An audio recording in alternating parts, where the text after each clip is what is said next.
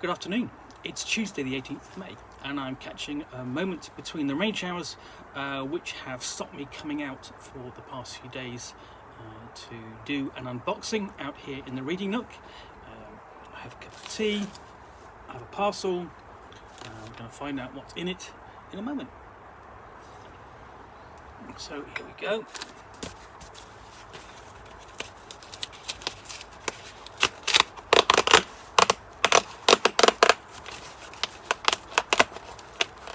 Fairly light, so I don't actually know what's in here,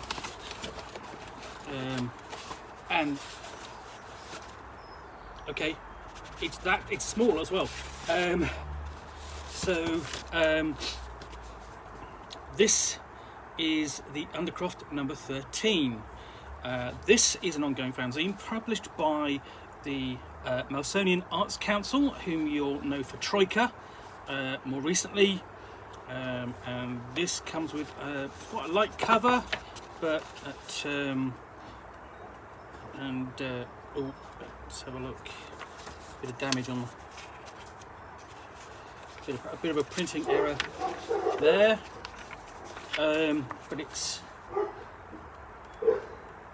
24 pages or so long, and you'll have plenty of content in there. Basically, initially it kind of started off as a fanzine devoted to Lamentations of the Flame Princess, but really it's grown a bit more than then, so it's suitable for most old school Renaissance retroclones, and it's also done some content for Dungeons and Dragons 5th edition in more recent issues.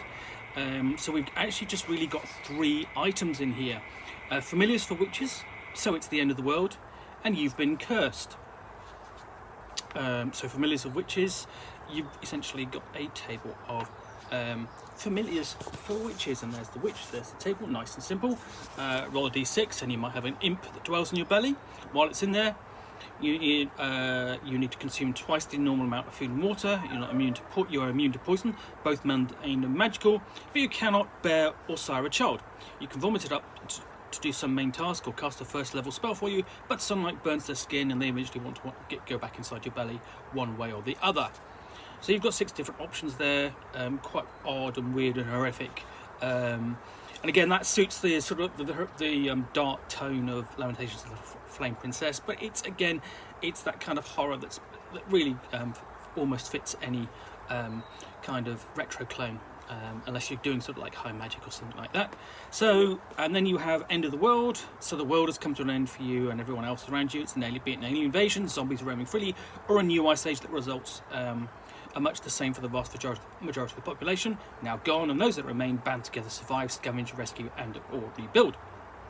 So this, with the Grim Reaper looking on, this is an article of a collection of ideas meant to be in part to simulate playing any fantasy or science fiction role-playing game during an end of the world scenario. Just switch out stats and skills mentioning for something that works in your game. So the interesting thing here is that this isn't just for a retro clone. It really, you could take the contents here and apply it to any game, and that represents sort of like a move away in terms of content and direction. Whereas in the past this would have been firmly Lamentations of the Flame Princess, it's become OSR, then it's become a little bit modern in terms of what it's covering with 5th edition, and now it's sort of like, this is an article for any fantasy or science fiction role-playing game. You're going, well, it normally wouldn't have covered sort of like such a breadth of titles in just in one article. So really it's just a series of questions and ideas and things, and you've got why has the world come to an end? Perhaps climate change, new ice age, extreme flooding, extra planar terrestrial events, aliens invasion, meteorite hit land in the city, it glows, ritual magics and super science, and so on, that kind of thing. And fine, I would say that essentially it's the type of questions that have been asked before, and that's no bad thing. Then we've got a discussion of has seen them asked again. Then we've got adventures, and we can see sort of like the beginning of sort of like science fiction or science fantasy series element there with that kind of illustration, which is quite nice. I've got them at discussion of resilience and conditions, and a whole table of them using the venerable D66 roll. So, you know, basically resilience and injury conditions are opportunities to role play, earn XP, inspiration for the players and the DM to otherwise use. So again, it's sort of like an idea which you've probably seen most prominently in something like Mutiny Year Zero, the end of days role-playing game from Free League Publishing. The first one, most obviously, but obviously in General and Alpha, Mechatron and Elysium, essentially the three sequels that make up the Mutiny Year Zero quartet. We were talking about item qualities, basket economies, in inventory, storage, that sort of thing, and we've got some of the weirdness there with sort of the armoured guy wearing essentially what looks to be like a diving helmet as part of his equipment. And we're talking about, again, the home base, and really this is something, as I say, which will be familiar from almost any basically post-apocalyptic setting, and for the OSR there are any number of them out there, whether that's Mutant Future from Goblinoid Press, or Gamma, or basically reprints of Gamma World or Mutant Crawl Classics, and the like. Or Metamorphosis Alpha, indeed. Essentially, they're all available, and you could easily just have been apply that if you wanted to. And then, lastly, we've got You Have Been Cursed. Again, venerable D66 list. This time of curses, and these are all quite detailed. So everyone has got like a full paragraph there. So you know, let's have a look. Roll 4 to 1. You've been cursed by a ghostly orphan. You've been possessed by this small and helpless spirit. Frankly, it's very weak-willed and can't take control of your body unless extremely frightened. What happened to the orphanage? Did it burn down? Then they flip out around too much fire. Was it flooded? Then you better have some help getting on boats before, because little waif is going to have a tantrum if you try. Again, role-playing hooks there, a bit of a story, something for the game master or dungeon master to develop. And lastly, we have tables for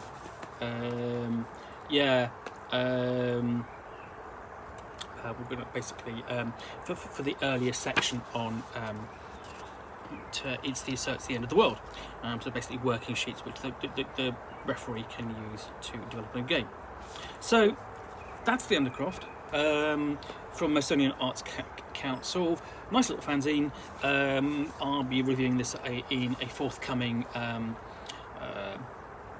fanzine focus strand on my blog. If you're not aware of this, what I do generally 4 or 5 times a year, around bank holidays in particular, I will review basically a fanzine a day, so that you just looking at some of the titles that come out from the OSR and other games, and you can, and I will try essentially keep up with all of the fanzines. So what I mean by that is I'll start off with the first issue, which is what I've done with this, and I've gone all the way right up to issue I'm going all the way right up to issue 12, which I have reviewed basically a few months ago, and then I'm going to do 13 very soon. And currently I am doing that with Crawl, which is a fanzine for Dungeon Crawl Classics and similar role-playing games.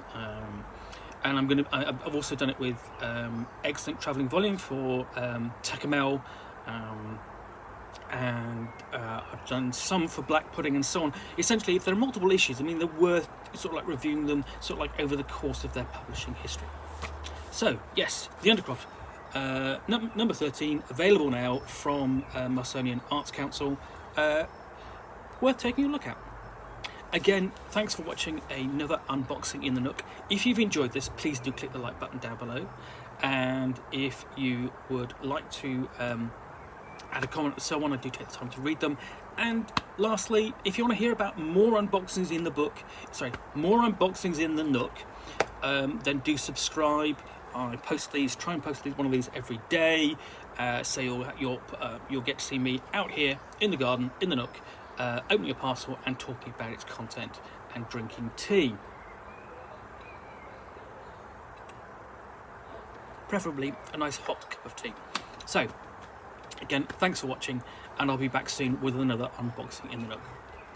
Bye for now.